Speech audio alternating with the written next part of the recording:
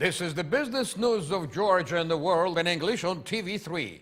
I am Nugzaru Khaze. How do you do?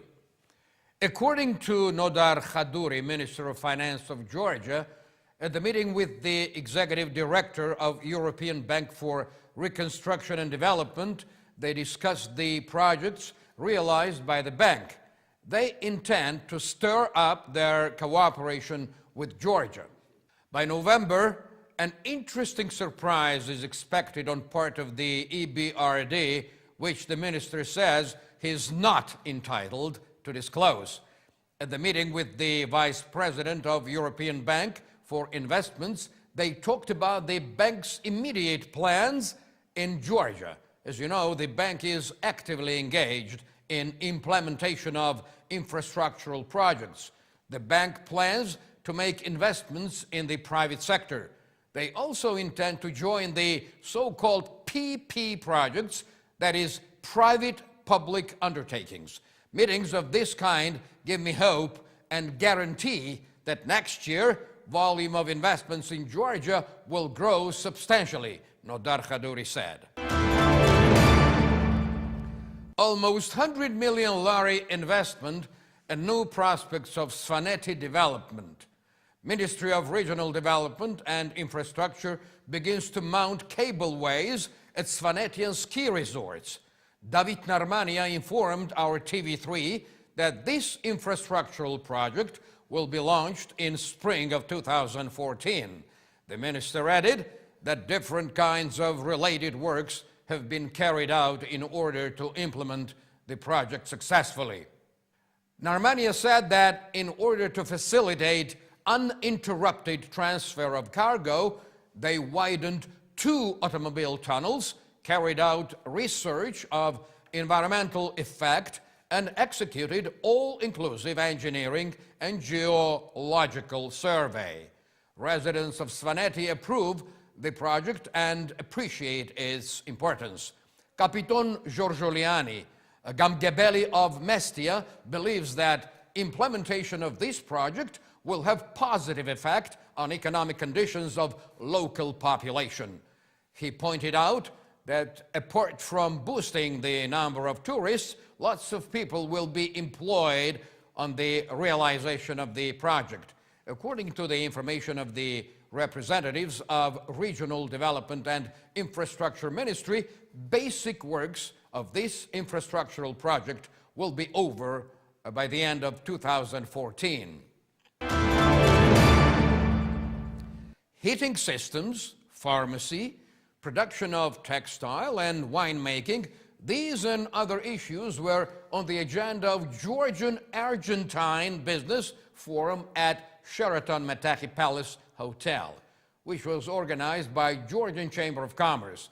Vice President of Georgian Chamber of Commerce informed TV3 that lately foreign businessmen are expressing heightened interest in Georgia. According to Kaha Kohreidze, business forums of this kind contribute to the improvement of business relations between the two countries. We think Georgia will be a very interesting partner for Argentina. Current Georgian-Argentine economic relations leave much to be desired, and hence it is essential to boost them. The Argentine side welcomed the business forum as well. Judging from the words of the head of South American delegation, act as a spur to the business companies of both countries.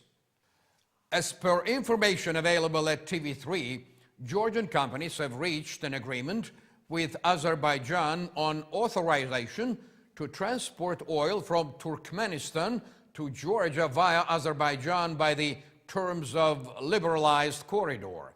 TV3 was the first electronic media whom the energy minister informed about the ongoing negotiations of Georgian government with Turkmenistan on supplying cheap fuel to Georgia. Kakhikaladze explained that the new transit route will contribute to reducing the fuel price on local market. Recently, fuel prices went up on international markets. Despite that, we managed to retain old prices. As for the liberalization of the corridor, it means that any company that chooses to work in that sphere will have the chance to bring in oil and petroleum products from Turkmenistan. Besides, as Kaladze said, the price of fuel has already dropped in the wake of approving the new government. A few months ago, Ministry of Economy set up a commission for examination of aviation market issues. Its aim was solving the problems of Georgian air companies. Director General of Georgian Air Company, Arzena, told TV3 that representatives of all air companies voiced their problems. According to them, the main problem is night flights. Zautashvili said that at night, 95% of European airports are closed. He believes that these flights should be performed at daytime.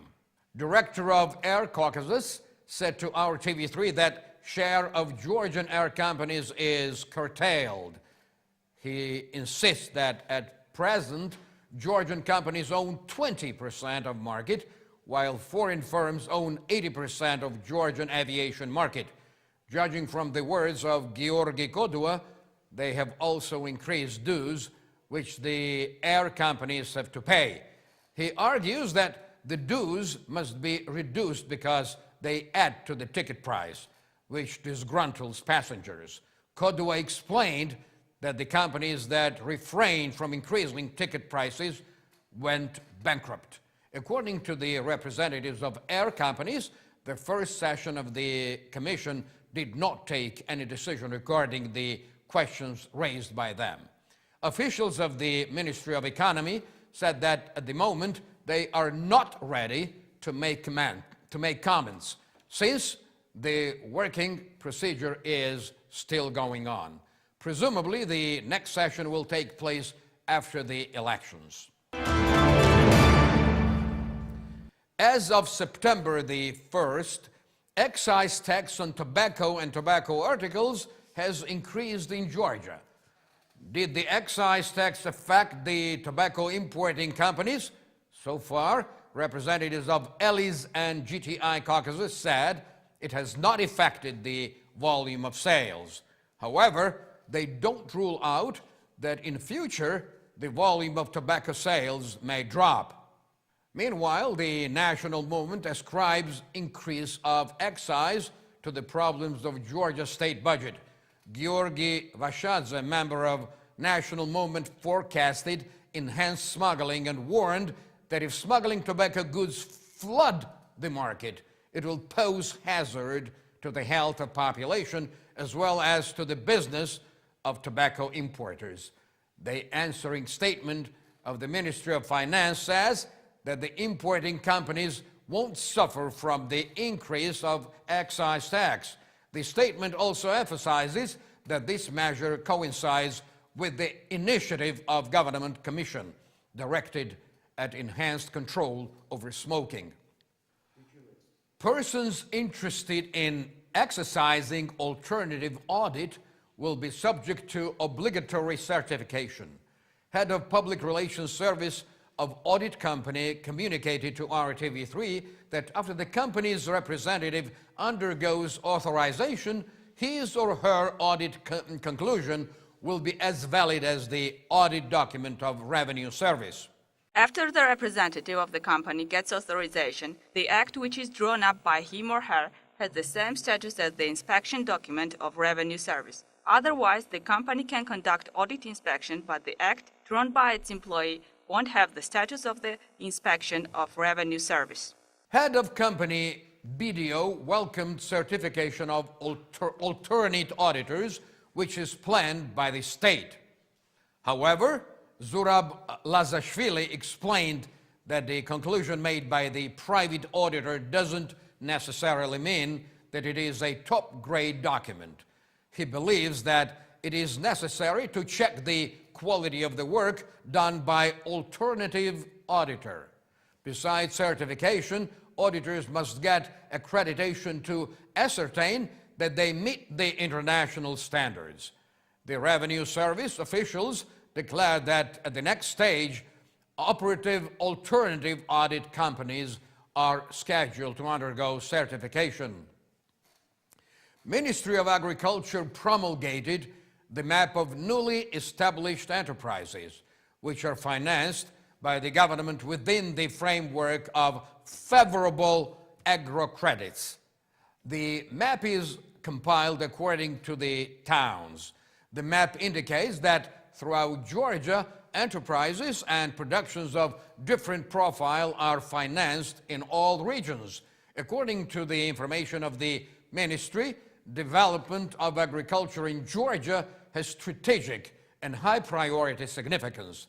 Several months ago, Prime Minister of Georgia initiated the project of favorable agrocredit.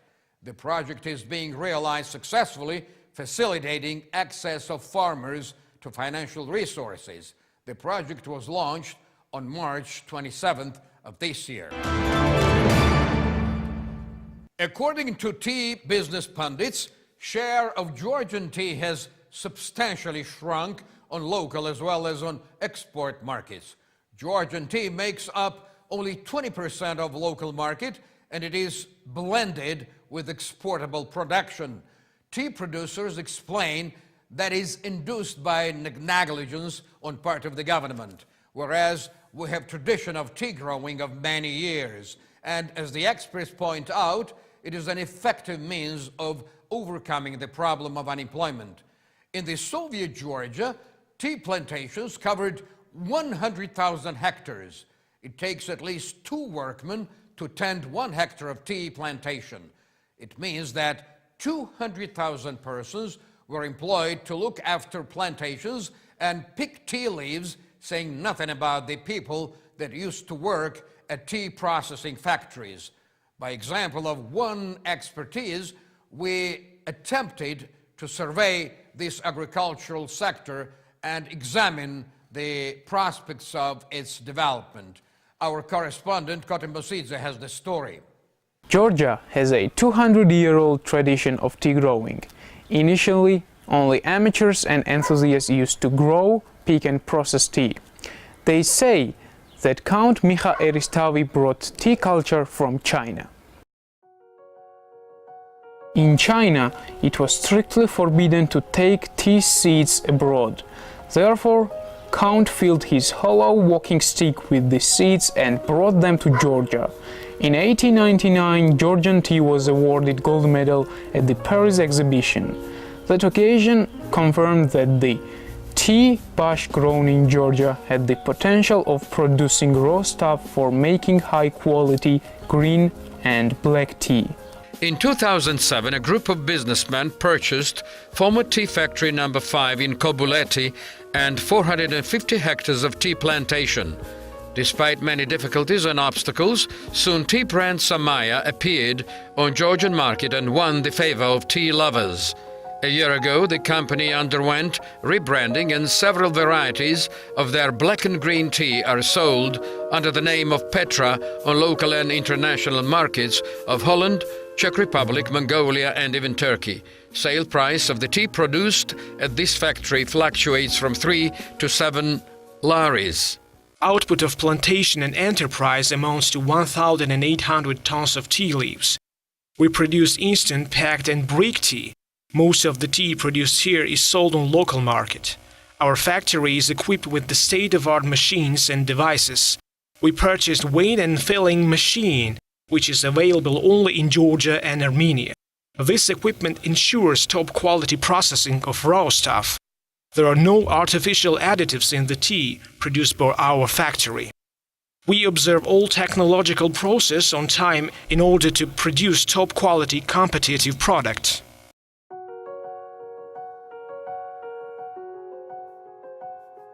They told at the enterprise that production of high-quality Georgian tea is connected with significant investments. Therefore, the factory management is working on a project which will be presented to co-investors and co-financing funds. Factory leadership believes that tea-producing sector has good prospects and under proper management, the business is sure to develop. It will say is serious word in Georgian business. Previously, Georgian tea was tailored for the Russian market and it had certain popularity there. Now we are switching to the European market. When we enter the market of this or that country without fail, we take the demands of that country into consideration. For instance, when we intended to enter the Dutch market, we arrived in Holland, studied their requirements, factored into their interest and introduced them into our production. Our advantage over other tea products is the fact that we don't use any chemical additives. When our customers request to make the tea aromatized, we use only natural raw stuff, which is physically added to our tea. We endeavor to find appropriate raw ingredients of Georgian origin on our market. At present, we produce 18 varieties of tea. Unfortunately, we don't have apt certificates to describe our tea as bioproduct, although it is 100% bioproduct actually. Now we are working on this problem. Is there any special method of producing raw stuff of Georgian tea, so-called tradition of growing Georgian tea? No, it's a myth. In order to get top quality raw stuff and consequently high quality end product, it is obligatory to observe all agrotechnical procedures. Although it's a fact that teas of different taste, characteristics and composition grow in various geographic corners of the world. Western regions of Georgia suit perfectly the requirements of tea cultivation. Our country has the experience and tradition of growing tea of many years standing. It is rich with vitamins C and P and is effective in treating such diseases as chronic inflammation of the liver and dysenteric diarrhea. It turns up arterial blood pressure, it has positive effect on blood generating organs, and it is used as antidepressant. Benefits of tea potion, especially qualities of green tea and its favorable effect on human health, is a well-known fact. Hence, drink tea and be healthy.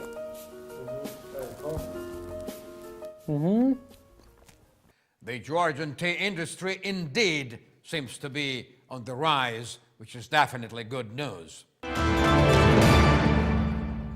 The Georgian parliament continues to discuss the draft amendments to the labor code.